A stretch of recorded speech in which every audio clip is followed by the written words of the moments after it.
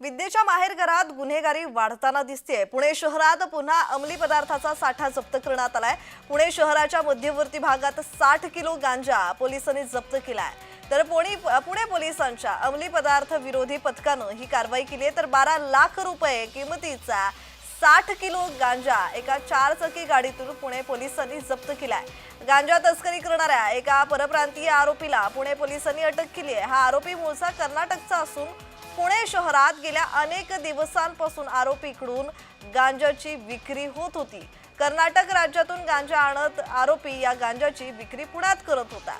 आणि या संदर्भात अधिकची माहिती देतात आमचे प्रतिनिधी रोहन कदम। रोहन, 60 किलो गांजा पोलिसांनी जप्त केलेला आहे। पुणे शहरात आता गुन्हेगारी दिवसेंदिवस वाढताना पाहायला मिळते। या संदर्भात अधिकची माहिती। प्रज्ञा आरोपी नदीम मोईज शेख जो आहे तो कर्नाटकातून त्याच्या 4 चाकी वाहनातून हा सगळा गांजा आणायचा आणि पुण्यामध्ये विक्री करायचा। टीप मिळाल्यानंतर पुणे पोलिसांनी मध्यवर्ती भागामध्ये या सगळ्याला सापळा रचून जो आहे तो पकडला आणि त्यावेळेस जवळपास 60 किलो गांजा जो आहे तो पुणे पोलिसांना सापडला।